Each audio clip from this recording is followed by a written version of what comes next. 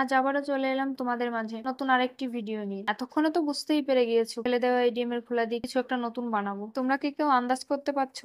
যে আগে থেকে বুঝতে পেরেছো কমেন্ট করে অবশ্যই জানিয়ে যাবে। চলুন ভিডিওতে ফেরা যাক। আজ বানাবো ডিমের খোলা দিয়ে একটি পুতুল। খোলার উপরে যে উঁচু পোর্শন থাকে ওইখান থেকে 5টি কেটে নিয়েছি। এবার কালার করে নেব। আমি এখানে লাল, কালো, হলুদ ও সাদা কালার করে নিয়েছি। যেহেতু পুতুল বানাবো এবার শুধু প্লেন ভালো লাগছে না, এবার কিছু ডট ডট দিয়ে দিলাম, দেখতে এতে বেশি সুন্দর লাগবে। তোমরা কিন্তু তোমাদের পছন্দ মতো কালার করে নিতে পারো। এই হলুদ পোর্শনটা দিয়ে পুতুলের মুখমণ্ডল বানাবো, তো তার জন্য তো চোখ মুখ এঁকে নিতে হবে, নাহলে তো পুরো ন্যাড়া ন্যাড়া লাগবে। যাই হোক, আমি কিন্তু এগুলো কালার করার ক্ষেত্রে ফেব্রিক কালারই ব্যবহার করেছি। চোখ মুখটাও ফেব্রিকের ওই কালো কালারটা দিয়েই করে নেব। আমি আবার অত ভালো করে চোখ মুখ আঁকতে পারি, যার কারণে খুব সহজ পদ্ধতি অবলম্বন করে এঁকে নিয়েছি। এবার এই যে কালো কালার করেছিলাম ওটার এক সাইডে একটা ফুল এঁকে নিই, যেহেতু একটা মেয়ে পুতুল বানাবো আমি। মাথার সাইডে একটা ফুল, বেশ ভালোই লাগবে। এবার এগুলোকে একটা সুচ ও সুতোর সাহায্যে একটা একটা করে গেঁথে নেব। প্রথমে লাল, তারপরে সাদা, তারপরে আবার লাল, এইভাবে আমি গেঁথে নিয়েছি। তারপরে ওর উপরে হলুদ কালারটা উল্টে বসিয়ে দিয়েছি, তারপরে কালোটা বসিয়ে দেব। এবার সামনের দিকটা অনেকটা সুতো বাড়তি রেখে তারপরে একটা গিট দিয়ে দেবো। ওটা দিয়ে আমরা যে কোনো জায়গায় সুন্দরে আরামসেই ঝুলিয়ে নিতে পারবো। আচ্ছা,